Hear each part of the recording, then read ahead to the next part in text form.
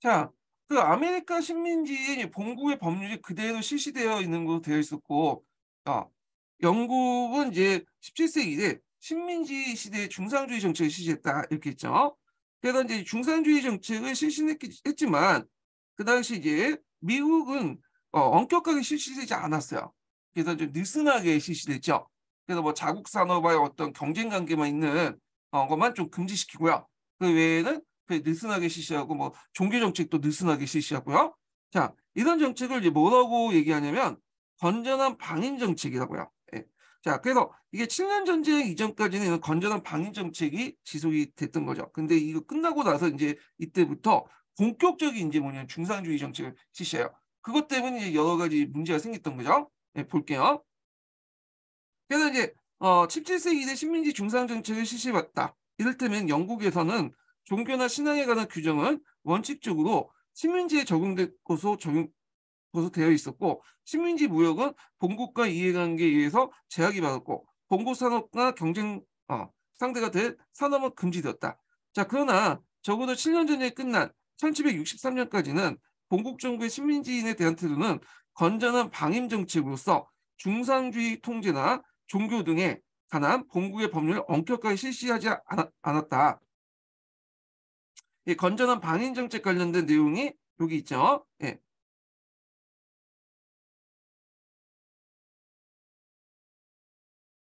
자, 그렇기 때문에 영국의 경제 정책이나 정치적 태도는 잠재적으로 식민지인들에게 불만스러운 것이 있었지만 그것은 본국에 전면적으로 반항할 정도가 아니었다. 따라서 1763년 이전의 상태가 그대로 지속되고 식민지가 1763년 이전에 영국과의 관계를 그대로 유지하는 데 만족할 가능성이 컸다. 이렇게 있죠. 자, 근데 이게 바뀌게 된 것이 1763년을 기준으로 바뀌어요. 이게 이제 뭐냐면 이 전쟁이 됐던 것이 뭐냐면 프랑스 인디안 전쟁이죠. 자, 이 프랑스 인디안 전쟁은 이제 영국하고 이제 그다음에 프랑스가 7년 전쟁 당시에 식민지를 둘러싸고 싸운 전쟁이잖아요. 그래서 이제 파리 조약을 맺게 되고, 그래서 이때 이제 미국인들이 민병대로서 많이 참여했어. 그래서 영국군과 같이 이제 피를 흘렸는데 막상 피를 흘렸는데 그 대가가 없었죠. 어, 거기다가 또 이제 오히려 영국은 그 에파르치 산맥 그 동쪽 지역을 프랑스에서 얻은 그 땅을 미국인들 이주하게 막아버렸고요. 거기에다가 이제 여러 가지 또 세금도 부과를 하고 그러니까 이제 관계가 더 악화되기 시작한 거야. 예. 그래서 이제 이렇게 미국의 독립혁명 배경하고 서로 연결돼 있죠. 이 친년전 이후에 상황이. 자, 그럼 넘어가서 뒤에 보면요. 자, 여기 보면 영국의 아메리카 식민지에 대한 태도는 7년 전쟁이 끝난 후에 크게 변했다. 자, 즉 종전에 건전한 방위 정책 포기하고 가세와 중상주의 통치도 강력하게 이제 실시했는데 그 이후에 하나가 뭐냐면 1760년에 즉위한 조지 3세가 선대와 달리 왕권을 강하여 정치에 직접 관여하려고 했을 뿐만 아니라 그러한 태도를 식민지에게 적용하려고 했던 것이다. 이런 거죠. 예. 그러니까 조지 3세가 자기가 직접 정치를 하려고 했던 거고 본국뿐만 아니라 식민지에도 이렇게 이제 자기 통제 정책을 좀 강화시키려고 했던 것이다. 이렇게 보시면 되겠죠. 자, 그다음에 여기 본 7년 전쟁의 전쟁 비용과 신대륙에서 새로 획득한 영토를 포함한 식민지 방위비 등을 식민지로부터 연출한 재정적 고려였다. 그래서 이때 이제 7년 전쟁 이후에 파리 조약 이후에 이 영국의 식민지가 확대됐잖아요. 예. 그래서 이거 어떻게 효율적으로 확대된 식민지, 그 캐나다나 뭐 인도도 이제 장악하고 벵골 지역을 그러니까 이걸 어떻게 효율적으로 통치하려면 당연히 뭐가 군사비나 행정비용 같은 것들이 많이 이제 들겠죠. 그러니까 이것을 이제 마련하기 위해서 그다음에 세금을 부과하게 좀 세금을 부과한 배경이 되었다 이렇게 보시면 되겠죠. 자, 그다음에 이제 여기까지가 이제 중상주의 통치의 강력한 이유고요. 이런 것들이 하나의 미국의 독립의 배경이 됐던 거죠. 두 번째가 이제 뭐냐면 여기가 이제 1763년 본국 정부가 새로 획득한 영토. 그러니까 이제 이거는 프랑스부터 획득한 영토죠. 그 당시 7년 전쟁 이후에 파리 조약을 통해서 획득한 영토 중 에라가니 산맥 서쪽에 대한 식민지 이주를 금지시켰다. 자, 여기는 지도를 보면 여기 이제 거죠. 네. 에파라치 산맥 있잖아요. 이게 에라가니 산맥이라고 이제 하는데 여기를 중심으로 해갖고 영국의 동쪽 지역, 요 지역을 그러니까 요 지역의 미국의 동쪽 지역을 인디언 지형 보호지로 했어요. 인디언 보호구로 만들었던 거죠. 예. 자, 이런 것들이 그 지역을 진출하려고 했던 그 당시에 서부죠. 서부로 진출하려고 했던 그 미국인들 불만을 살 수밖에 없겠죠. 이는 인디언들의 불우한 기세를 보인 탓으로 식민지를 보호한 것으로 되었지만 새로 획득한 지역부터 진출을 원하고 있던 식민지에게 불만스러운 것이었다. 예. 그래서 이제 이런 것들이고, 자, 이런 것들이 이제 배경 아래 직접적인 계기가 이제 뭐냐면 세금 부과죠. 세금 부과는 앞에서 이제 증상주의 정책을 엄격하게 실시한 그 이유와 연결돼서 보시면 돼요. 그래서 이제 보면 새로 획득한 영토를 포함한 식민지 방위비를 식민지부터 연출하려고 했다. 예, 요거 이제 보시면 되는데, 그래서 세금을 이제 부과를 했던 거죠.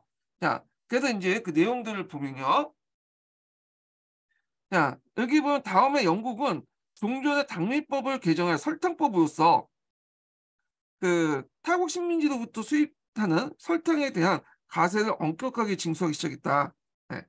그래서 이제 그러나 식민지인들의 그 강고미한 그 분노 반항은 여기 인지법이죠. 인지법이 되게 컸는데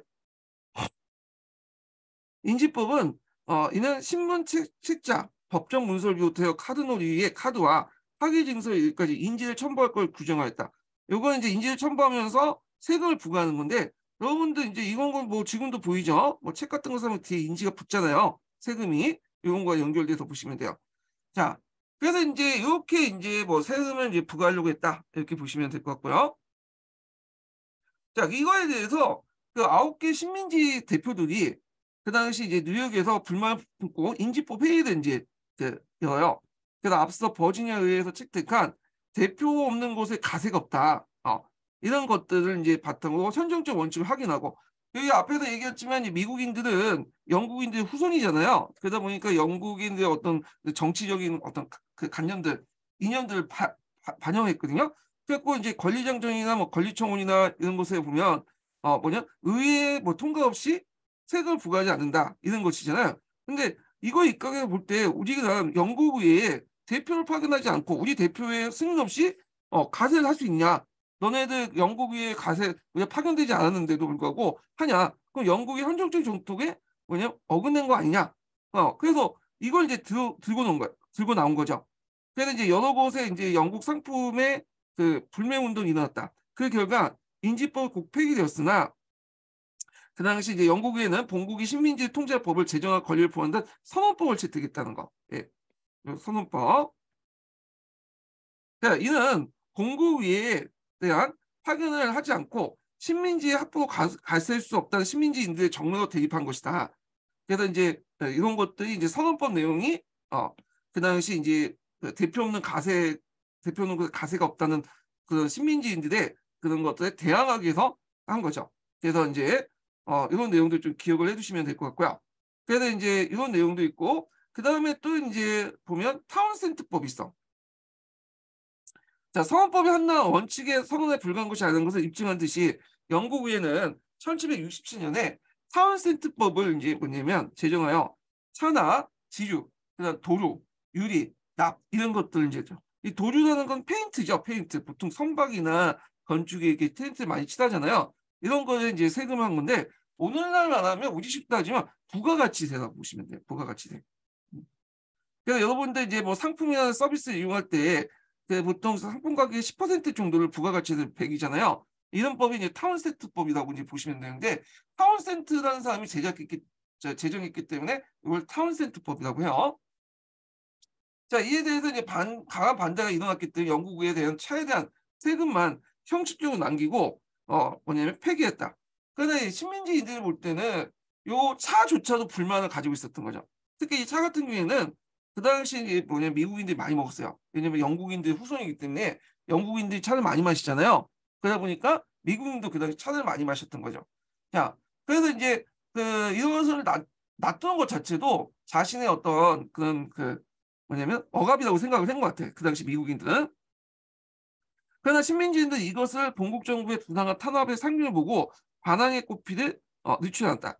1773년 겨울에 차를 싣고 보스턴 항구에 정박 중이었던 영국의 동인도 회사의 선박에 인디안으로 가장한 시민들이 남입하여 차 상자를 바다에 던진 사건이 발생했다. 이걸 무슨 사건이냐면 보스턴 차 사건이라고 하죠.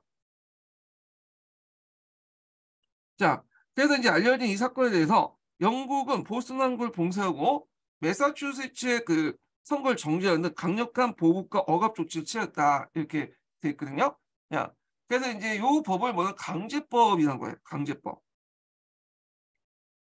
서양사 강제 있어요. 참을 수 없는 법. 예. 그래서 이렇게 있는데, 그래서 보스턴 차 사건을 일으켰던 그 주체는 자유의 아들이라는 그런 단체죠. 그래서 이제 이런 것도 이제 뭐 서강대 있으니까 그때 같이 읽어보기도 하고요. 예. 자, 그다음 뒤에 넘어가서 한편 동국 정부와의 관계가 난리 갈수록 험악해지자 1773년 거의 모든 식민지에는 통신위원회라는 그 식민지들의 의견 발표와 정보 교환을 위한 기관이 설립되어 강력한 조치의 기반으로 마련되어 있었다. 예. 그래서 이제 보스턴에 대한 강압적인 조치가 취해지자 이에 대응하기 위해서 이 통신위원회 등의 활동으로 조지아를 제외한 모든 식민지 대표들이 필라델피아에서 제1차 대륙회의를 열고 공국의회와 의 식민지에 대한 입법권을 부정하고 입법권이나 부정한 것은 그 앞에 뭐와 연결되냐면 선언법과 관련된 얘기죠. 선언법에서 보면 그 본국 정부가 그 당시 입법권을 행사할 수 있다. 요걸 이제 얘기를 하고 있잖아요. 예. 그래서 이제 요거에 대한 어떤 부정적인 내용이에요. 부정하는 내용이에요. 자, 그리고 이제 본국가의 통상단절이 결정되어 영국 상품의 보이콧가 이제 시작되었다. 이렇게 보시면 돼요.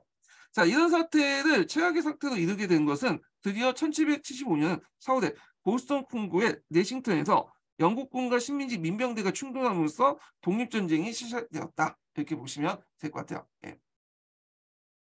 자, 그래서 이제 식민지 전쟁의 배경과 그 전에 이제 단계까지 이제 좀 얘기를 했고요. 예. 자, 그다음에 이제 독립전쟁 과정을 볼게요. 독립전쟁 과정. 자, 이 내시턴 전투가 일어난 후에 이제 식민지 대표들은 이 5월 2일 날 2차 대륙회의를 열었어요. 참고로 이 내시턴 회의 같은 거 있죠. 요 내용이 제가 첫 걸음에 지금 보니까 첫 걸음 내용 보니까 예문으로 적혀 있더라고요. 첫 걸음 예문으로. 그래서 역겨운 교수님들이 들어가면서 같이 또 사형사 문제도 가끔씩 내거든요. 네. 그래서 요거 한번 읽어보세요. 첫 걸음의 예문에 내싱턴 전투가 있어. 물론 이게 그 자체가 역경에서 물어보는 것보다는 이제 역경은 이론 설명하기 위해서 예문을 든 거지만 하여튼 서양사 연결시켜서 보시면 좀 괜찮을 것 같아. 예. 자, 그래서 이제 식민지 대표들은 그 당시 그 제2차 대륙회의를 열어서 본국과의 전쟁의 불가피를 인정하고 민병대를 정규군으로 공인하고 그리고 조지 워싱턴을 총사령관을 임명했다. 예. 그래서 이제 이 2차 대륙회의는 그 당시 일종의 이제 독립전쟁 하는 과정에서 중앙정부적 역할을 했다. 이렇게 보시면 돼요. 중앙정부 역할을 수행을 했다. 예. 자, 그래서 이제 있고 이후 연합구역을 성립할까지 상설기관으로서 실제 전쟁지를 담당하게 된 대륙회의는 그래서 이게 이제 대륙회의의 이제 뭐냐면 역할이라고 볼 수가 있죠. 역할. 여기까지가. 자, 그래서 이제 1776년에 7월 4일 날 그 당시 독립선언을 공포하여 그들의 굳은 결의와 독립할 이유를 내로 청명했다. 그렇죠. 이 미국의 독립혁명 선언은 꼭 봐두셔야겠죠. 이거 예전에 기출문제 나왔던 거예요. 이게 02년 기출문제 나왔나 그래요. 그래서 잠깐 동의 그 선언 내용을 좀 볼게요. 여기는 돼 있지 않고 잠깐 보겠습니다. 네. 자, 2차 대륙회의에서 결정한 게 영국의 정부 전쟁과 선포하고 민병대를 정규로 공인하고요. 조지 워싱턴을 총상 임명했죠. 그리고 독립선언서를 공포했는데 이게 이제 미국의 3대 대통령이었던 토마스 제퍼슨이 기초해서 만들었어요. 그래서 이제 있는데 이게 02년이 아니라 01년 기출문제다. 네, 그때 나왔는데 뭐 다 보지는 못하겠고 그 앞부분만 볼게요. 앞부분만. 자, 우리는 다음의 진리를 자명하다고 생각했다. 즉 모든 인간은 평등하게 창조되었고 창조의 신에 의해서 양도될 수 없는 일정한 권리가 부여됐으며 거기에서 상명, 자유 및 행복의 추구가 포함되어 있다. 이렇게 있죠. 자, 여기에서 이제 볼 수 있듯이 요거는 뭐냐? 이거는 그 근대적 의미의 자유권을 의미한 거죠. 그래서 이제 영국의 영향을 받았다. 이렇게 보시면 되겠죠. 그리고 이러한 권리를 확보하기 위해서 인간은 정부를 만들었으며 정부의 정당한 권리의 근원은 피치자의 동의라는 거. 만일 어떠한 형태의 정부든 이러한 목적을 파기하는 경우에는 언제나 이를 변경하거나 폐기하고 국민의 안전과 행복을 가장 효과적이라고 생각되는 원리에 입각해서 동시에 이에 적합한 형태로 권력을 조직하는 새로운 정부를 수립하는 것으로 국민의 권력을 했다. 그래서 이제 이건 저항권과 관련된 내용이야. 저항권. 그래서 요게 볼 수 있듯이 루크의 영향을 많이 받았다. 이렇게 보시면 돼요. 근데 이게 이제 그 당시에 시험 문제 나올 때 어떤 분들이 프랑스 대혁명하고 헷갈리는 신분들이 있더라고요. 미국의 독립선언 내용인데 그래서 프랑스 대혁명의 어떤 대내적 배경 쓰고 완전 문제 방향이 다르게 쓰신 분들이 있거든요. 근데 이제 내용은 비슷하지만 형태가 좀 달라요. 보시면 알겠지만 프랑스 대혁명은 1조, 2조, 3조, 4조 이렇게 각 주마다 이제 조항을 붙였잖아요. 근데 미국의 독립선언서는 이게 조항이 없어요. 그래서 요거 딱 조항이 있느냐 없냐 가지고 뭐냐면 미국의 독립선언서 조항이 있으면 프랑스 대혁명 그렇게 이제 보시면 되겠죠. 자, 그래서 이제 요 내용도 좀 보시면 되고요. 그래서 이제 모든 사람들은 창조주의 일정한 불가능한 권리, 생명, 자유, 행복의 추구권이 있다는 거. 정부의 어떤 권리와 근원은 피치의 동의라는 거. 혹정해야 하는 정부를 타도하고 새로운 정부를 수립할 수 있다는 것은 국민에게 있다는 거. 혁명권, 저항권을 갖고 있었고 누크의 사회개혁이 반영됐고 근데 여기에 한계가 있어. 한계인데 뭐냐면 여기 생명, 자유, 행복 등의 자유권은 백인만 해당해. 그래서 흑인, 노예, 여자들은 제하죠. 자, 이건 이제 볼 수 있는 게 뭐냐면 이 그 미국의 독립선언서를 작성할 때 주도했던 계층들 안에는 뭐냐면 그 남부 세력도 되게 많았고 그랬거든요. 물론 남부는 이제 충성파들이 좀 많긴 했지만 그들도 개입을 했고 그다음에 그러다 보니까 이제 노예제를 옹호한 사람도 되게 많았어요. 그러다 보니까 이제 이런 것들 자체가 뭐냐 보편성이 없다는 거야. 백인만에 해당하는 거죠. 이거는. 그러니까 재산에 입각한 사회 개서제는 번하지 않았고 권리평등 문제에서 자유만 강조했다. 예. 여기서 좀 기억을 평등이 아니라 자유만 평등했다. 근데 이제 상대적으로 볼 때 프랑스는 자유와 평등을 강조했고요.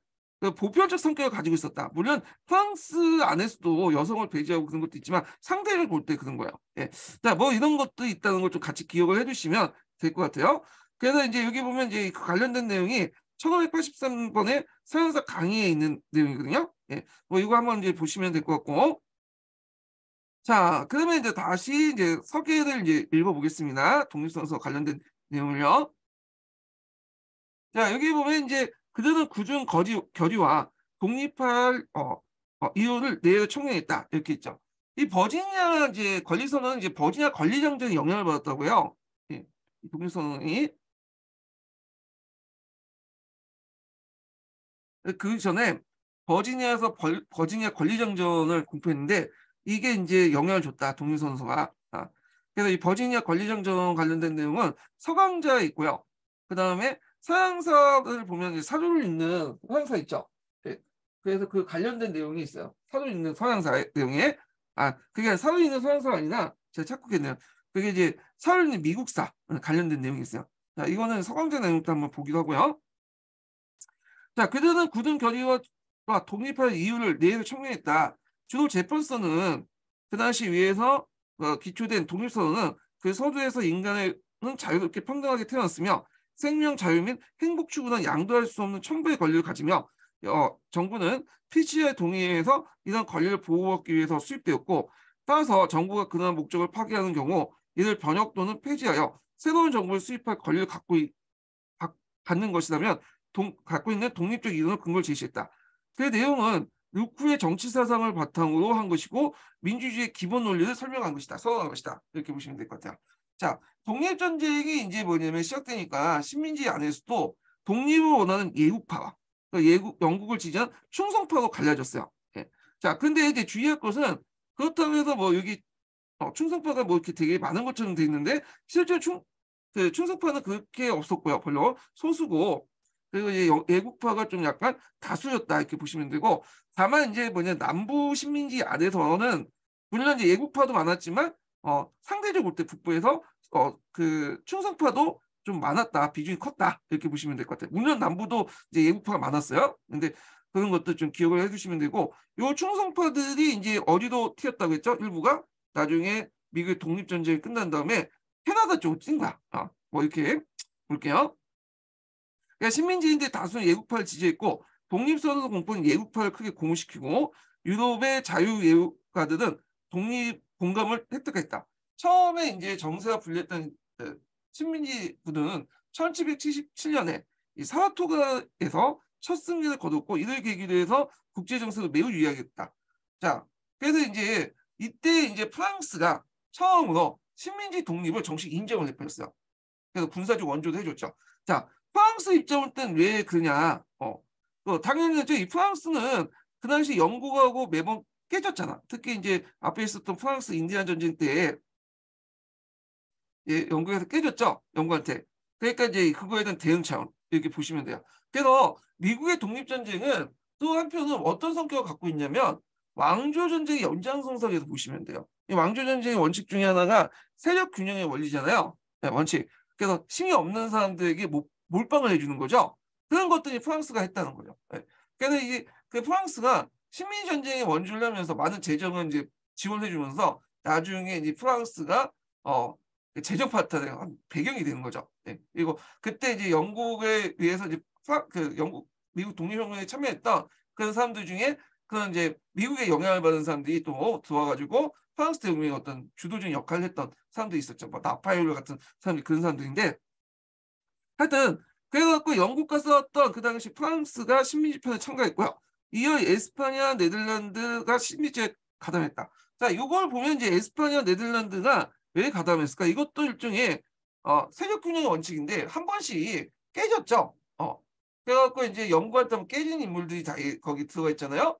그래서 이제 그 네덜란드 같은 경우에는 이제 항해조대로 1, 2차부터 3차까지 네덜란드 이제 전쟁을 겪었고 그러다 보니까 이제 이런 것들이 있다 이렇게 보시면 되고 그 다음에 러시아를 비롯해서 유럽의 많은 나라들이 무장 독립 중립 무장을 선언하면서 영국에 대항한 태도를 보였다. 자, 이때 무장 중립이란 뭐냐면 중립은 지켜.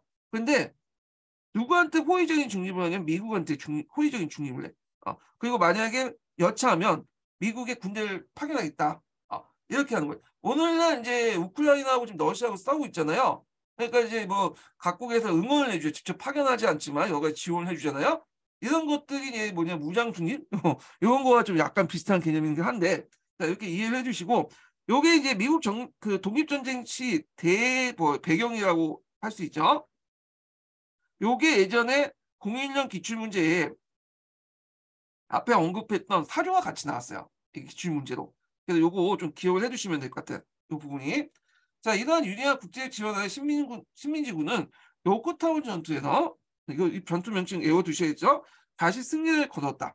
자, 이에 영국도 파리 조약으로 식민지 독립을 승인하고 북은 5대5, 서는 미시시피강, 남은 조지아 남쪽 경계 지역을 그 영토 인정했다. 자, 요 파리 조약이 있는데 요 파리 조약은 자주 나오죠. 그래서 앞에서 얘기한 프랑스 인디안 전쟁 때 끝날 때도 파리 조약이 있고 그 외에도 파리 조약이 있어. 파리 강화에도 일종의 파리 조약이고요. 예.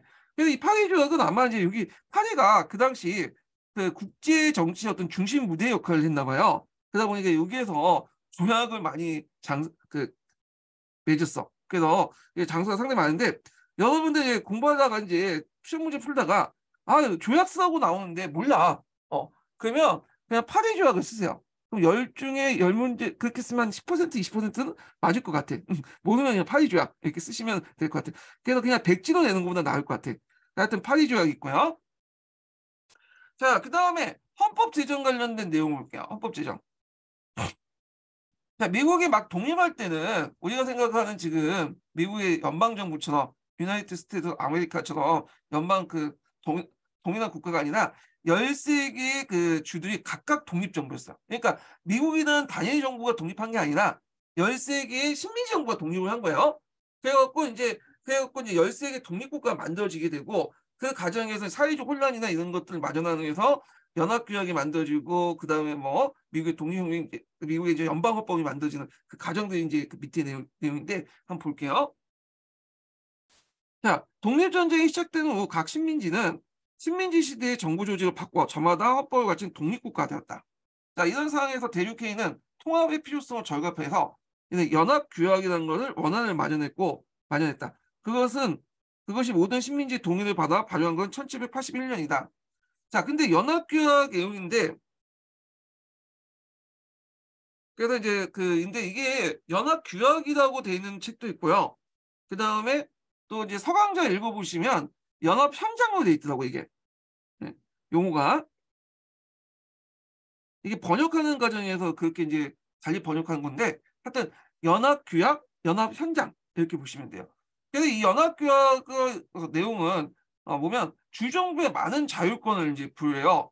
그래서 이제 이때 연합규약은 오늘날 연방이라는 개념보다는 독립된 국가들이 일종의 주권을 가진 그 독립된 국가의 동맹, 주권 국가들의 동맹 정도의 성격이야. 국가연합? 오늘날 말하면 이제 뭐냐면 유럽연합, EU 정도의 비슷한 성격을 가지고 있는다고 보시면 돼요. 예. 그래서 이제 중앙정부 연합회의가 외교와 국방에 대한 권한을 행사하지만 뭐 군 징집이나 가세에 관한 거는 주정부 요청을 해야 되고 주정부는 이를 거부할 수 있어. 그러니까 군대권은 완전하게 이제 뭐냐면 중앙정부 연합회의가 갖고 있는 게 아니라 그 당시 주정부가 갖고 있다 이렇게 보시면 되겠죠. 하여튼 그 내용을 볼게요. 그래서 이제 이때 이제 그 연합교약에 의해서 미국은 13개 독립국가 연합에 불과했고 연합의회는 가세권이었고 각 연방에 대한 통제력을 갖지 못했다. 네, 이렇게 이제 보시면 될 것 같고요. 그래서 군 징집과 가세에 대한 것은 주 정부가 먼저 독자적으로 행사할 수 있고 그리고 연방정부라고 하신 그런데 그런 중앙정부 연합회의가 그걸 요청하면 주정부가 거부할 수 있는 권한이 있어요. 이 관련된 내용이 서강대에 있으니까 그때 이제 좀 살펴보기도 하고요. 자, 화해조약하고 독립이 승인된 후 연합의회는 재정 교란이 빠지고 그래서 여기 연합의회라고 돼 있는데 이 연합의회라는 건 뭐냐면 앞에 말한 연방 규약에 의해서 만들어진 그런 조직이라고 보시면 돼요. 네. 그래서 연합회의가 그 당시에 중앙정부는 아니지만 중앙정부 중 역할을 했다. 네, 이렇게 보시면 되겠죠. 그러니까 재정에 곤란에 빠지고 전쟁 중에 남발한 지폐는 그 가치가 하락해서 통화로서 유통되지 않고 물가 안등과 투기가 선행되어 등 사회분할이 조성되어 강력한 중앙정부에 요청이 되었다. 그래서 결국에는 이제 이런 이유로 해서 이런 배경 아래 뭐냐면 헌법이 이제 만들어지게 되죠. 연방헌법이. 그래서 1787년 핀란드 피에서 연합규약을 이제 대신할 헌법 제정회의를 열었다. 자, 여기에서 채택된 헌법은 몽테스키의 3권 분리 외에 입각한 공화제헌법이다. 여기에서 이제 몽테스키 앞에서 언급했죠. 몽테스키는 입법, 사법, 행정의 어떤 상호 분리를 입각한 권력을 상호 분리에 입각한 공화제헌법을 만들었다.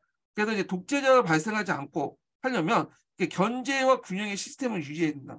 이런 것들이 지금도 그래요. 미국의 정치체제 보면 상당히 입법권하고 사법권하고 행정권 또 같은 이제 입법권 행사는 상원과 하원 이런 것들이 서로 견제를 하고 있거든요. 예. 그래서 이제 독재자가 나오지 않도록 이렇게 했던 거죠. 자, 하여튼 그래서 각 정부의 강방이나 자치권과 권한을 인정하되 중앙의 연합의회보다 훨씬 강력한 연방정부를 주겠다. 그래서 앞에서 연합의회는 이제 중앙정부 격이라고 하죠. 네, 근데 이게 격이지 실질 중앙정부는 아니었죠. 그렇지만 요거보다 더 권한은 연방정부를 줬어요. 네. 그래서 이제 내용을 보면 그래서 이제 상권 분리의 원리에 따라서 입법, 행정, 사법이 각각 독립됐고요. 그래서 이제 미국 같은 경우 보면 주의회도 있고 주행정부도 있고 그다음에 주 사법 주에는 사법 재판소도 있잖아요. 상호 견제와 억제 기능을 발휘하도록 마련했다. 자, 입법권을 갖는 연방위에는 상하원을 구성되었으며 가세 군대 모집을 간장했고 행정권은 간접선거를 선출한 임기 4년의 대통령이 기속되며 그가 이끄는 연방정부는 직접 국민들이 명령을 할 수 있고 국방, 외교, 주관의 산업, 그다음에 우편, 통화 등에 관한 중요한 권한을 갖게 됐다. 그래서 사법부는 연방회와 주의 이중적인 구조가 돼 독립적인 존재였으며 최고 법정은 대법원이 선방했다. 그래서 연방 대법원이 있었죠. 연방 대법원은 오늘날 우리나라 헌법재판소 역할을 했다고 보시면 돼요. 그래서 미국의 여러 가지 쟁점들이 있을 때 그 쟁점의 최종 판결을 그 대법원이에요. 그래서 무슨 여러 가지 판례를 만들어가지고 그런 주요 역할을 하게 되죠. 자, 그래갖고 있는데 이런 구조가 지금도 많이 이제 그쵸. 그래서 모든 예를 들면 경찰권도 주의회와 시의회 그다음에 이제 이런 것이 분리돼 있어. 그 주경찰도 있고 시경찰도 있고 그다음에 이제 전반적으로 이제 총괄하는 FBI 있죠. FBI는 연방 경찰이라고 하죠. 그러니까 이런 것도 있고, 뭐 하여튼 되게 이제 이렇게 이중적인 다층적인 구조, 이게 경찰권도 이제 구성이 돼 있죠. 자, 연방행위는 이제 연방헌법을 이제 대해서 천만 논의가 많은데, 이때 이제 해밀턴이나 그러니까 메디슨이 각각 이를 지지하는 사람은 페더럴리스트. 그러니까 이제 요게 연방헌법에서 강력한 이제 연방제를 국가를 만들자라는 사람이 해밀턴이나 메디슨이라고, 연방주의자라고 보시면 돼요. 예. 그래서 이제 있고, 반대로 분권주의자. 분권주의자들은 이제 뭐냐면, 어, 요 연방의 권한보다는 주의 권한을 강화시키자. 그런 거야. 그래서 연방 권한보다는 주의 권한을 강화시키자는 건데, 이걸 반페더럴리스트라고 이제 불렸다. 자, 이 대표적인 사람이 뭐냐면 제퍼슨이죠.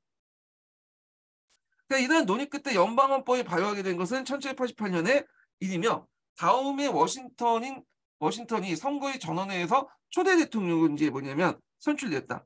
자, 그래서 이에 창창한 미래가 약속되어 아메리카 합중국이라는 새로운 유나이티드 스테이트 오브 아메리카가 이제 탄생됐다. 그 1791년에 헌법 제정 당시에부터 권리장정이 없다고 비난이 있었. 그러니까 1791년에 헌법 제정 당시부터 권리장정이 없다는 비난이 있었음을 감안하여 기본적인 인권을 보장하는 10개 헌법 수정이 이제 첨가했다. 이렇게 이제 보시면 되고요. 헌법 수정 관련된 내용은 이제 나중에 한 2번에 걸쳐서 또 수정이 되고요. 두세 번인가? 네, 그렇게 했는데 이렇게 좀 기억을 해두시면 되고, 거기에 이제 미국의 독립혁명의 성격인데 요 부분은 제가 볼 때 뭐 시험 문제 나올 것 같지는 않아요. 네. 그래서 이제 뭐 되게 어렵게 설명했는데, 왜냐하면 요즘에는 팩트 위주 나 팩트. 그렇기 때문에 요 부분은 제가 생략하고요. 예. 요거 뭐 성격이 어떻고 뭐 관점이 어떻고 그런 거는 그냥 넘어갈게요. 예. 팩트 위주로 나오기 때문에 채점하기 편해. 여기 잠깐만 요것만 설명하고 넘어갈게요. 그래서 이제 요약만 하고 좀 이렇게, 미국혁명 견해는 이제 사회혁명적 성격이 있고요. 그다음 파모의 관점, 독립혁명 관점이 반영된 견해가 있고, 그다음에 이제 독립혁명적 성격이 강한데 세 가지 관점이 있어요. 자, 사회혁명적 성격이 강한 건 뭐냐면, 이게 이제 그 미국혁명 독립혁명적 성격도 있지만 식민지 내부에 싹트고 있는 귀족적인 세력의 원리와 민주주의적인 세력의 원리가 대립과 투쟁의 성격이 있다. 그래서 이게 계급 투쟁이다. 이렇게 이제 얘기를 하고 있어요. 그래서 이제 있고, 근데 이 파모의 관점은 좀 달라. 왜냐하면 이거는 유럽에 해당하는 프랑스 대혁명에 해당할 수 있죠. 근데 미국은 그 자체 내에서 물론 계급 간의 어떤 갈등이나 이제 대립은 좀 있을 수 있지만 유럽보다 훨씬 약하죠. 거기다가 이제 뭐냐면 토착 귀족이라는 것도 있긴 있지만 그 뭐냐면 프랑스나 유럽에 있는 귀족보다 그렇게 정통이 강하지 않고 사회적 영향력이 그런 것도 없어요. 그러다 보니까 얘들은 뭐라고 인식하냐면 기본적으로 우리는 사회민주주의 성격이 있지만 독립혁명적 성격이 더 강하다. 그러니까 두 가지 성격이 동시에 있고, 그렇지만 유럽보다는 이런 사회적 성격이 약하기 때문에 독립혁명적 성격이 더 강하다. 이렇게 이제 좀 얘기를 하고 있어요. 네, 독립혁명의 이제 방점을 찍는 그런 거고, 그 다음에 세 번째 의견은 아예 이제 독립혁명적 성격이 강하다. 연구를 해보니까 이거는 이제 뭐냐면 그 시민지들이 자기 재산과 자유를 찾기 위한 것이지 그 뭐냐면 어떤 뭐 사회적인 어떤 변화나 이런 것들 요구했던 것이 아니다. 그래서 또 뭐 그만큼 이제 뭐냐면 유럽처럼 그 귀족제나 신분제가 뭐 강했던 사회도 아니기 때문에 독립혁명적 성격이 강하다 이렇게 보고 있어요. 그래서 사회혁명적 성격과 파먼 같이 독립혁명을 바꿔 사회혁명인데 독립적인 성격이 좀 약간 강하다는 의견. 그다음에 절충론이죠. 독립혁명 성격이 강한 거. 뭐 이렇게 이제 보시면 되고, 결국에 미국의 독립혁명은 라틴 아메리카와 프랑스 혁명이 영향을 주죠. 여기 이제 프랑스 그의 혁명에 참여했던 그 많은 사상가들이 미국의 독립혁명에도 같이 참여했어. 그래서 돌아와서 이제 프랑스 혁명에 영향을 줬던 거고, 그리고 세계 최초 민주공화국을 세웠다는 또 의미가 있죠. 예. 뭐 이렇게 해서 이제 정리 좀 해봤어요. 그래서 요게 세 가지 관점을 적어놨긴 했는데, 요게 제가 보기에는 뭐 시험 문제 나올 것 같지 않아서 그냥 건너뛸게요. 이 부분은. 예. 그래서 이렇게 이제 있고, 자, 그 다음에 이제 요 관련돼 갖고 이제 서양사 강좌 관련된 내용을 좀 읽어볼게요. 자, 서양사 강좌 몇 페이지 펴보시냐면 310페이지 펴보세요.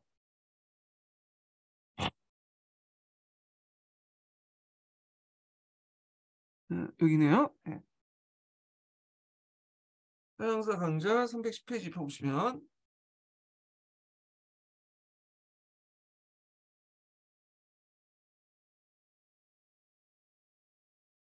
그러면 여기 자 북아메리카 식민지 독립 관련된 내용을 이제 보겠습니다. 그래서 앞에 있었던 서양 내용을 서양사 개론 내용을 보충한다는 의미로 이제 보시면 될 것 같아요. 자 여기 하기 전에 첫 번째 인증문 알려드릴게요. 첫 번째 인증문은 17번입니다. 네, 첫 번째 인증문 17번이에요.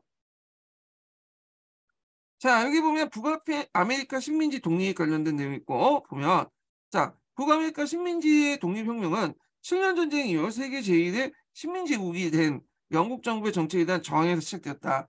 그래서 7년 전쟁은 영국과 프랑스가 북아메리카 식민지 지배권을 두고 대결한 전쟁이자 프랑스, 오스트리아, 독일 여러 나라와 러시아, 스웨덴 등이 동맹을 맺고 프로이센과 영국을 맞서 싸운 전 유럽적 전쟁이다.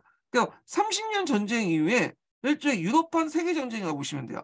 예. 근데 이때 이제 유럽들이 이제 뭐냐면 세계 각국의 식민지들을 갖고 있었잖아요. 그러니까 이것이 이제 또 식민지 전쟁에 연결되죠. 자, 이 전쟁 후 영국은 캐나다의 프랑스 식민지 대부분, 그러니까 에르게니 이제 산맥과 미시시피 강사의 전 지역, 도미니카와 그레나다의 서인도 여러 사람들, 인도에 든 독점적 권리를 차지함으로써 세계의 식민지 제국이 되었다. 그래서 이제 이거는 파리 조약을 통해서 이제 했던 거고, 자, 계속된 이제 전쟁과 그에 따른 재정적 부담은 영국 국가 내에서 일련의 위기를 초래했고 정치 행정 조세 개혁의 필요성을 제기했다.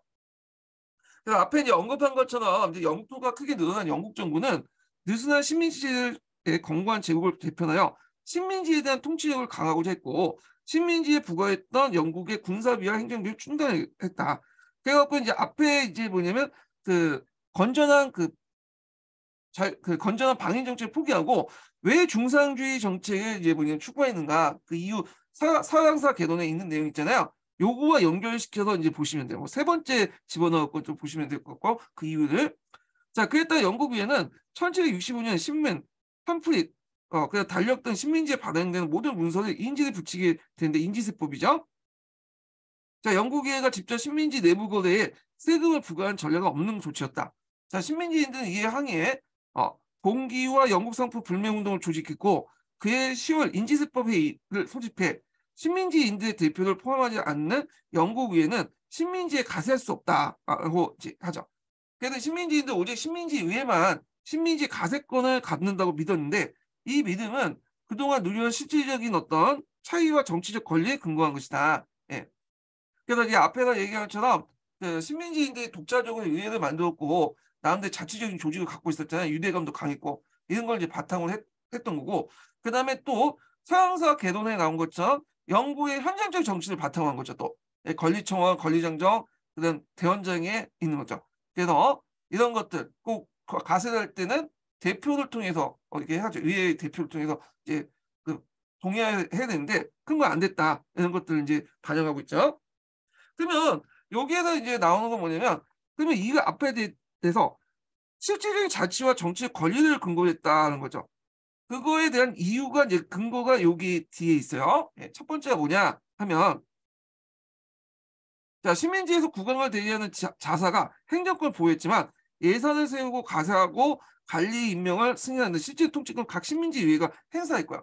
이 자사들은 그 당시 임명은 됐는데 실제로 오는 사람 별로 없었다고 그래요. 자기 대리인을 파견하고 그랬다는 거지. 일종의 총독이라고 이제 볼 수가 있는데 자 그다음에 게다가 이제 18세기 때 영국에선 성인 남성의 약 15%가 투표권을 가진 반면에 식민지인들은 최소 50%, 지역에 따라서 70%, 90%가 투표권을 가졌으며 그때 이제 식민지는 땅이 넓기 때문에 지지율이 많다고 했죠. 그 당시에 이제 투표권의 기준이 부동산 얼마나 땅을 갖고 있느냐 가지고 이제 매겼잖아요.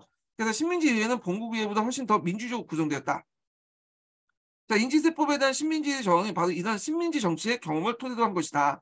자, 영국의회는 저항을 직면하여 인지세법을 철회했지만 본국의회가 제국 전체 대표를 갖지 못한 개개인의 식민지 모두를 사실상 대표라고 해서 하며 그러니까 이게 뭐냐면 대표권을 갖고 있지 못한 식민지 모두를 대변하고 있다. 본국의회가. 그렇기 때문에 우리가 입법권을 가지고 있다. 이렇게 이제 얘기하는 거예요. 이걸 선언법이라고 하죠.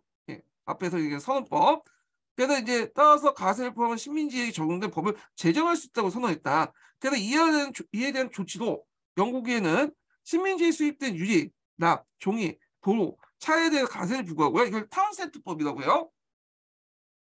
그래서 이제 이건 저항은 대한 저항은 식민지 5명이 영국 병사들과 충돌로 사망한 보스턴 학살을 일으켰죠. 식민지는 비밀 결사인 자유의 아들들이 보스턴 항구에 정박 중이었던 상선을 올려타 동인도 회사의 차를 모두 바다에 던져 버린 보스턴 차 사건이 일어났다. 자, 이때부터 이제 미국인들이 차를 뭐냐면 안 마시게 되죠. 아니, 안 마시면 기피하게 되죠. 원래 영국인들, 그 미국인도 차를 되게 좋아했는데 이 차라는 건 영국을 상징하고 있잖아요. 이 사건을 통해서 보스턴 학살 계기로 해서 보스턴 학살이 이제 보스턴 차 사건을 계기로 해서 그래서 이걸 계기로 해갖고 이제 영국을 상징하고 있으니까 영국을 상징할 차 대신에 뭘 많이 마시냐면 커피를 많이 마시죠. 커피. 그래서 이제 그때부터는 그 미국인들이 커피를 많이 마시고 영국인은 차를 마셔요. 그래서 영국인과 미국인의 어떤 정체성을 이제 구분하는 어떤 기호 수단으로서 커피를 많이 마시는 거 되겠죠. 그래서 지금 유명한 뭐 커피 브랜드들 뭐 스타벅스 이런 것도 다 미국에서 만든 거잖아요. 하여튼 이런 보스턴 학살과 그다음에 보스턴 차 사건을 계기로 해가지고 영국은 강제법 또는 참을 수 없는 법이라고 알려진 일련의 법을 부과해요. 했다. 그때 이제 이 법은 목적이 뭐냐 하면 여기 돼 있죠. 식민지 저항을 주도한 매사추세츠를 옹징하고 본국의 힘을 재확인한 것이다. 매사추세츠가 이제 어디에 위치했냐면 여기 잠깐 앞에서 제가 지도에서 잠깐 보여준데 여기에 있는 주야. 여기 펜실베니아 여기 주죠. 여기 매사추세츠 보이죠? 이 지역을 뉴 잉글랜드라는 지역이지 영국인들이 특히 많은 지역이라고 하는데 여기가 상당히 이제 뭐냐 독립운동의 중심 지역이었다고 보시면 돼요. 이 지역이.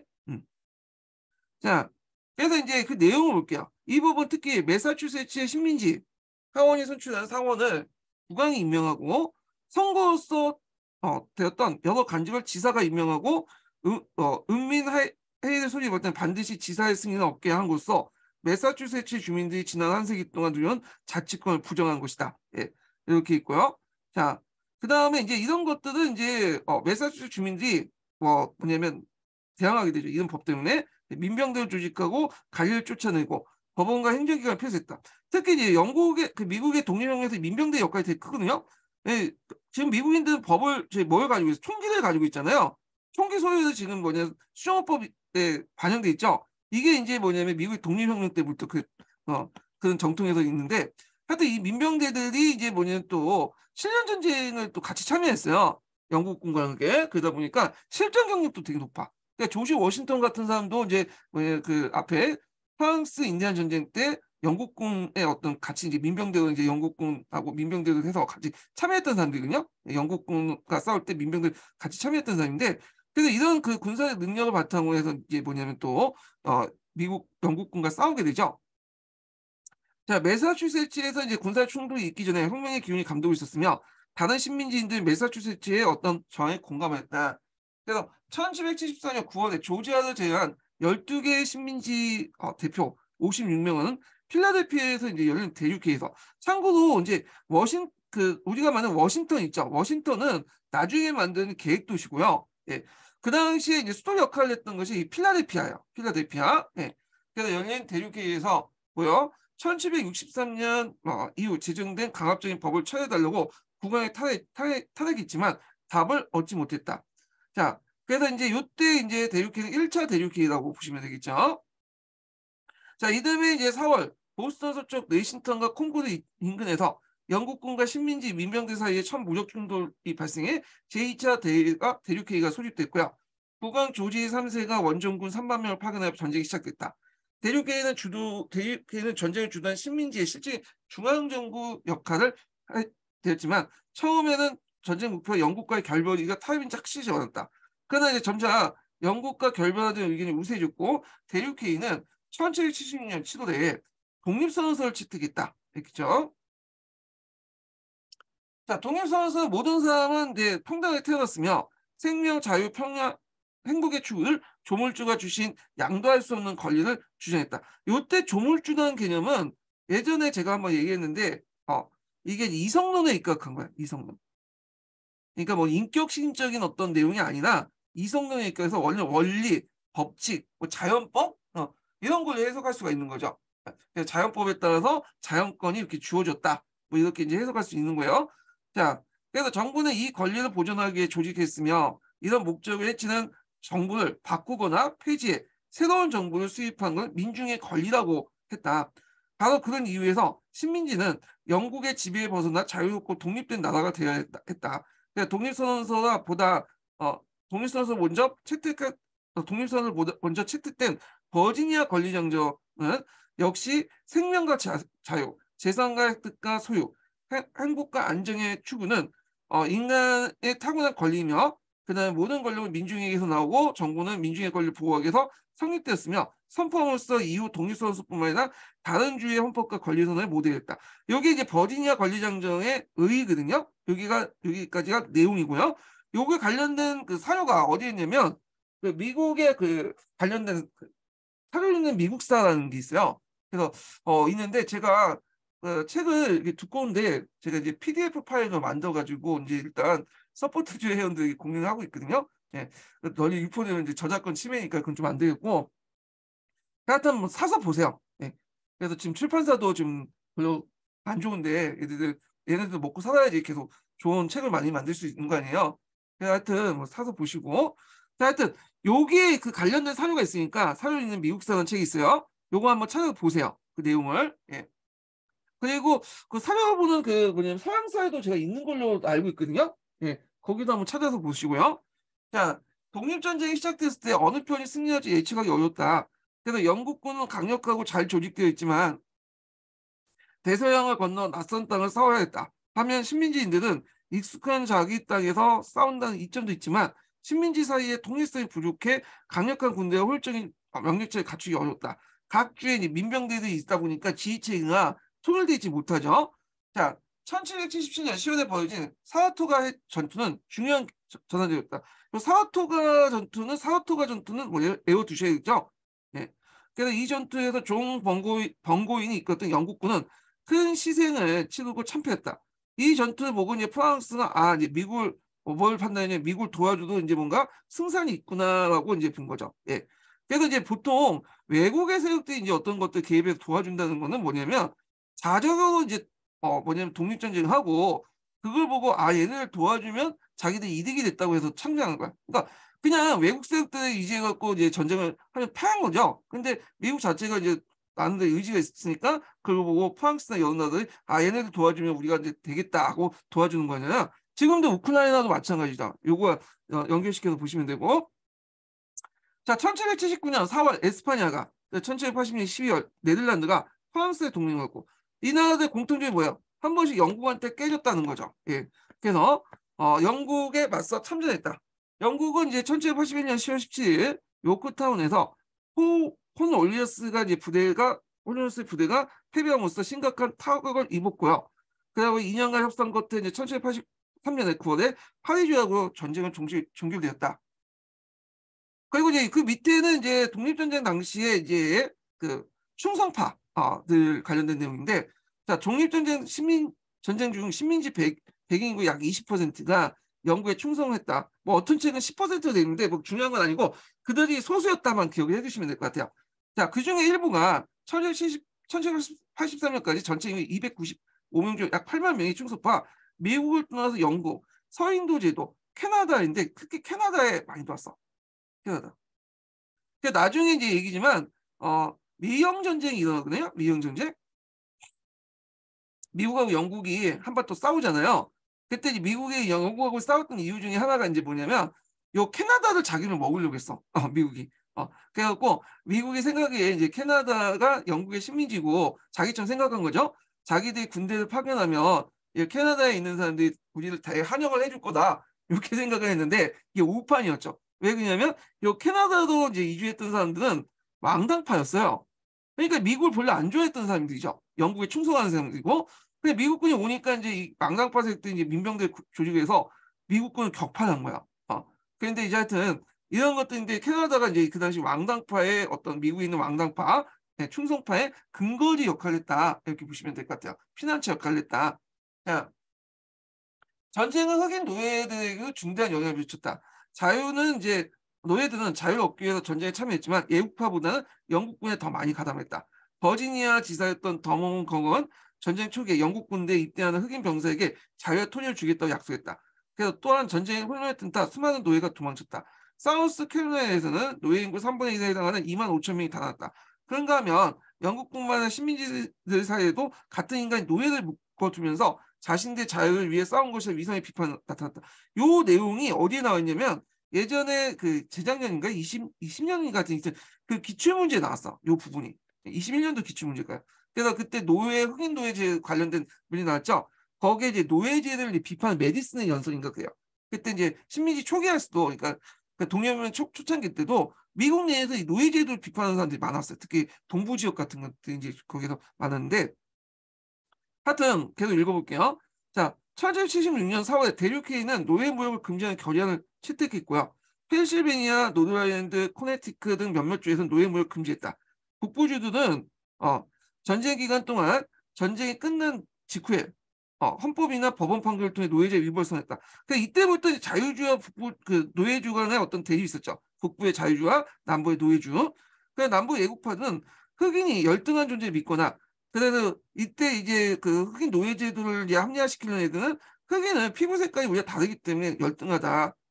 그래서 이제 그 믿거나 노예방이 남부의 경제를 뿌리째 흔드는 것이라고 여겨서 이게 이제 왜 노예방을 해버리면 남부가 그 당시 노예 노동력을 입각해서 뭐 사탕수수라든지 모카 같은 걸 재배를 했잖아요. 그 다음에 파산이 될 수 있는 거야. 자, 뿌리를 뒤흔드는 것이라고 여겨서 이전에 노예를 지지했다. 그래서 요거 관련된 내용이 예전에 기출 내용에 나왔죠. 예. 물론 직접적인 답은 되진 않았지만 관련된 그 기출에 여기 나왔다는 거. 그러니까 노예제에게 이제 자유를 시도하고 왔어 단계됐고 남부에서는 노예를 그대로 권고해야 됐다. 그래서 그 앞에서 언급했던 대륙회의에서 결정안 있죠. 그래서 노예무역 금지를 결정하고 이거는 동부 지역이 특히 북부, 예. 제가 동부라고 했는데 북부예요, 북부. 예. 북부에서만 통했고 남부 지역 같은 경우는 통하지 않았던 거죠. 그래서 이런 것들 자유주와 이제 나중에 노예주 이렇게 갈리는 이제 배경이 됐던 건데 이렇게 보시면 될 것 같고. 자, 아메리카 원주민 역시 전쟁에 심하였다. 그래서 이로코이 연맹 6개 부족 중 4개 부족을 포함한 여러 원주민 부족이 영국편에 가담했고요.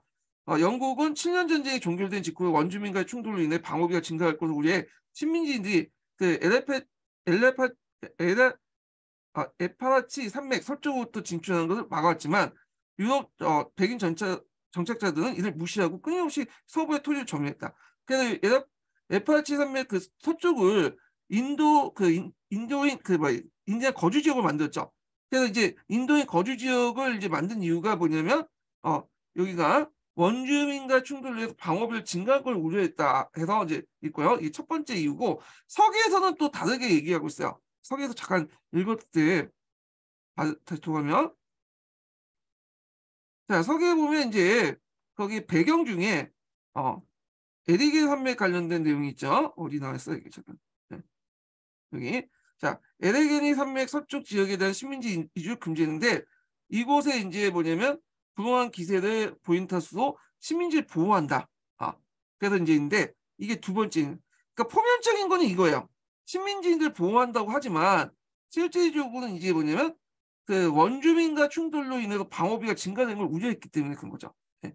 그래서 만약에 에파라치 산맥 예, 어떤 서쪽으로 넘어가는 걸 왜 막았냐 영국이 쓰면 표면적인 이유하고 이렇게 실질 이유를 같이 쓰시면 될 것 같아요. 이게 서기하고 서강자도 이제 연결시켜 갖고 자, 그래서 책을 읽을 때 제가 이제 추천해드리고 싶은 건 교차로 읽는 게 좋아요. 한 책을 주로 보지만 좀 의심스럽다면 두 가지 책을 같이 이제 내놓고 보고 교차로 이렇게 분석 비교해 보면 이게 이제 쏙쏙 구조화가 잘 되거든요. 그리고 어떤 책에서 보면 A를 했는데 어떤 책 B로 받았다. 그러면 이거 분명 A는 이제 틀렸을 거 아니에요. 아니 A와 B 중에 하나가 틀렸을 거 아니야. 그 다른 걸 검색해 갖고 교차 분석을 해 갖고 틀린 사실을 밝힐 수 있어요. 가끔씩 읽어보면 서강자도 틀린 것도 있고요. 서계도 틀린 게 있어요. 새 책이 나왔다고 해서 안 틀렸다 그런 게 아니라 팩트 위주로 해서 볼 때는 틀린 게 있거든요. 그러니까 여기 틀린다는 거는 팩트만 얘기하는 거예요.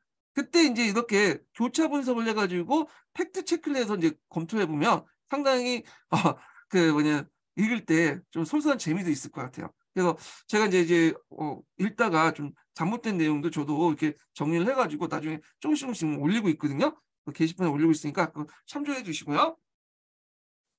자, 그래서 애국파 지도자는 이미 전쟁 전부터 서부 진출에 구상하고 있었다. 그래서 1779년 대륙계에서 이로크의 4개 부족 지역을 빼앗기 위해서 존 설리번 장군이 이끌었던 4,500명 군대의 원정군을 파견했고, 이는 40개 이르는 원주민들을 파괴하고 수많은 원주민을 살상했다. 이런 것들이 이제 뭐냐 독립전쟁부터 행해졌고, 특히 미국의 서부 개척 시대 때 또 행해졌죠. 명백한 운명이라는 이런 미국 애들이 이유로 이제 뭐냐면 행해졌죠. 신이 우리에게 어떤 서부를 개척할 운명을 주셨다. 그래서 우리는 그 신의 운명을 받고 명령을 받고 우리 서부 개척한다. 이런 내용인데 하여튼 이런 이유로 인디언들이 많이 학살당했어. 미국 그 인디들에게. 자, 1783년 파리 조약에서 영국은 원주의 권리를 무시하고 에파라치 산맥과 미시시피 강 사이의 방대한 지역을 미합중국 소유로 인정했어요. 여기 보시면 이제 잠깐 요 지역을 얘기하죠. 인디언 지정 보유지. 예. 이 지역을 얘기하죠. 그래서 이제 에페라치 산맥하고 이제 미시시피 강인데 요 지역에 이제 방대한 지역을 줬단 말이에요. 요 땅을. 예. 여긴가? 예. 요 정도의 땅을 준 것 같아. 그 인디언 보유지 중에 일부를 영국군이 이제 떼어다 준 것 같아. 여기 부근을.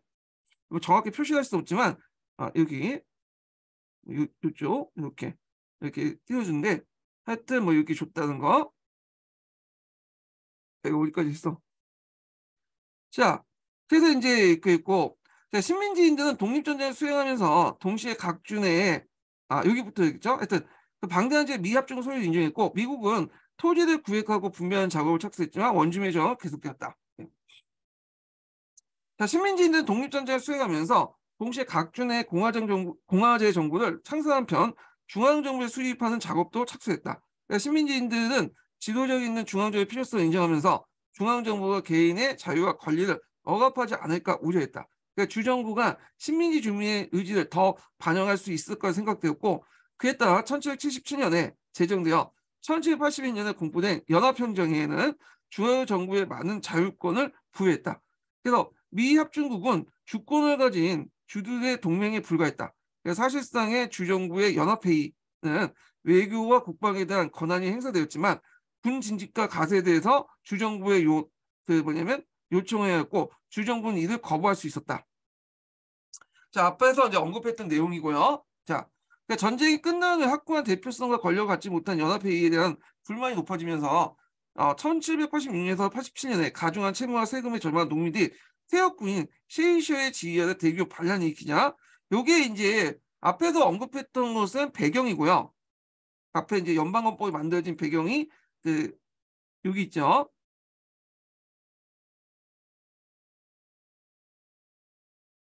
이게 이제 배경 관련된 내용이고 직접적인 계기가 됐던 사건이 있어. 이게 뭐냐면 여기 있는 이제 그 퇴역군인 세이셔 지휘 아래 반란 사건이야. 이게 이제 미국 역사상 최초의 반란이라고 하거든요.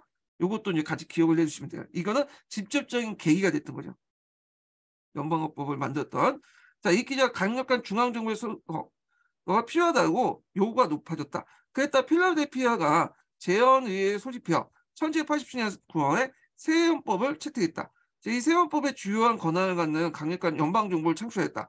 연방정부는 전쟁을 이제 선포하고 군대를 조직하고 조약을 체결하고 화폐를 발행하며 외국과의 통상과 주 사이의 통상을 규제할 수 있었다. 근데 이 주의할 것은 연방정부가 화폐 발행권을 갖는 거에 대해서는 이 주 정부나 하여튼 이런 데서 되게 반대가 많았어요. 그래갖고 이 화폐 발행권을 둘러싸고 연방정부가 이제 미국의 중앙은행을 만들려고 했거든요. 예. 근데 번번이 실패했어. 왜냐하면 주권주의를 내세웠던 애들이 반대가 심해가지고 결국에는 나중에 이제 뭐냐면 금융공황 20세기 이제 초반에 그 금융공황을 거치고 나서 그때 이제 우리가 알고 있는 연방준비 이사회가 만들어지고요. 그리고 그걸 바탕으로 해서 미국 달러라는 단일화폐 지금 달러가 발행하기 시작한 거는 1914년 이후예요. 네, 1914년 이후. 그래서 이제 그때는 이제 헌법만 이렇게 명시돼 있고 실제로 연방 정부가 연방은행을 만드는 것에서 뭐냐 몇 번 시도를 했지만 잘 안 됐다. 그래서 좀 이렇게 기억을 해두시면 될 것 같고요. 자, 그다음에 이제 세헌법은 연방정부와 주정부의 권한을 분할하고 연방정부 안에 권력의 분리를 확립하려고 했다. 그래서 상원과 하원, 대통령, 연방법원은 상호 견제하고 경쟁을 했다. 그래서 이제 대통령은 미국의 대통령 제도는 간선제죠. 그래서 상원과 하원의 수를 합친 것을 주에 배당하고 그 상원과 하원 수에 해당하는 주에 뭐냐면 선거인단을 뭐냐면 배당하고 선거인단 투에서 이제 한 투에서도 얻은 그 당이 그 주 전체에 뭐냐면 선거인단을 다 갖는 그런 식으로 이제 하게 되죠. 그래서 이제 그걸 통해서 주의 권한을 좀 보장해 주려고 했어요. 예. 뭐 이런 게 이제 있는데, 자, 하여튼 뭐 이거는 뭐 정치와 관련된 내용이니까 건너뛸게요. 예. 그러니까 상원의원은 주의원에 각각 주변을 두 명씩 하는 거고 하원을 견제했다. 그래서 상원은 지금은 50개 주잖아요. 50개 주니까 각각 2명이면 몇 명? 100명이죠. 그리고 이 상원은 임기가 6년이야. 그래서 3분의 1씩 교대로 뭐냐면 하원의원 선거할 때 같이 선거를 해요. 예, 요게 있고 그다음 하원 같은 경우에는 뭐냐면 2명씩 배당하는 게 아니라 인구 비례에 따라 배당을 해. 인구 비례. 그래서 뭐 캘리포니아라든지 이런 그 인구가 많은 주 있죠. 텍사스 같은 이런 주에서는 그 하원 의원수가 많고 네바다나 이렇게 하와이나 이런 주 인구가 적은 하원 의원수 한 명밖에 안 돼요. 예. 그래서 이제 하여튼 이런 식으로 하는데 이렇게 상원 의원을 2명 두고 그다음 하원 의원 인구 비례를 두는 거는 연방의 권한을 그러니까 이렇게 둔 것은 개별적인 주의 뭐냐면 독립성을 인정해 주는 거예요. 자율성을. 예. 그래서 작은 주더라도 뭐냐면 큰 주와 동등하게 목소리를 낼 수 있도록 이렇게 배당을 해준 거죠. 상원의원 2명을. 그래서 미국 같은 경우에는 하원은 주로 내정 관련된 내용을 담당하고요. 상원 같은 경우에 외교 관련된 문제 이렇게 해갖고 역할 분담도 또 돼요. 이렇게. 자, 대통령은 주에서 선출된 선거인단 연방의 수준을 모여서 선출했으며 그래서 이제 다수 국민들의 의회 모두 선출 과정을 마음대로 통제할 수 없게 되었다. 세헌법은 그 당시 독립혁명 성과를 제도하면서 동시에 정교한 대표적인 체계, 또 대의민주주의를 통해 다수의 대중의 힘을 제한하고 있다. 이게 무슨 말이냐면, 자, 미국 초기 때는 우리가 생각하는 것처럼 민중들에 의해서 뭐 정치하는 민주주의, 우리가 생각하는 민주정치가 아니었어요. 예, 미국 초기는 엘리트 중심의 어떤 명망가 중심의 어떤 그 다수 중심의 어떤 다수의 엘리트 중심의 좀 가두 정치였어요. 이걸 이제 뭐라고 하냐면 공화국이라고 했어요. 얘네들. 그리고 민중들이 다수 참여하는 그런 선거권을 갖고 있는 민주정이라고 했죠. 근데 공화국은 민중들이 무식하기 때문에 엘리트 중심으로 해갖고 얘네들이 정치를 해야 된다. 그래서 있고 이 민주정 같은 경우는 모든 애들에게 보통 선거권을 주고 민중들에게 국민들도 같이 참여해야 된다. 이 민주정이었어. 예. 그러니까 우리가 생각하는 개념하고 달라요. 그래서 이제 이 공화국은 이제고 민주정인데 점점 이 공화국에서 민주정 이렇게 넘어가게 되죠. 예. 그래서 이제 있고 우리는 이걸 민주정이라고 하지 않고 이제 간접 민주정치 이렇게 하고 이렇게 얘기하지만 그 당시에는 이 민주정을 집중 민주정치라고 했어요. 집중 민주정치를 그래서 지금 저 우리 보기에는 선거권 갖고 있다고 해서 집중 민주정치가 아니잖아요. 근데 얘네들은 이걸 직접 민주정치라고 했고, 그 다음에 엘리트 중심의 어떤 공화국 형태를 일종의 뭐냐면, 가두 체제를 공화국이라고 했죠. 그래서 이거는 말하는 거야. 그러니까 대의민주를 통해서 다수 대중의 힘을 제한하고 있다. 그래서 엘리트 중심의 어떤 다수가 모여서 공화국을 만들어서 대중을 통제하는 거였다. 근데 지금은 투표권을 가지고 있는 대중이 정치에 참여해서 민주정을 하는데, 요때는 이제 이때 당시에는 이걸 직접 민주정 이렇게 있고 나중에는 이게 간접 민주정치라고 이제 얘기하죠. 좀 의미가 달라 지금은 하고는. 그래서 이제 이런 내용도 같이 기억을 해두시면 될 것 같고요. 자, 그래서 이제 이런 내용들 이제 보면 되고 그다음 프랑스 혁명으로 넘어갈게요. 이 프랑스 혁명 시험 문제 많이 나오죠. 요거 서기에 이제 프랑스 혁명 있죠. 그래서 요거는 이제 그 관련된 내용은 좀 쉬었다가 진행을 하겠습니다. 이 프랑스 대혁명 관련된 내용이요.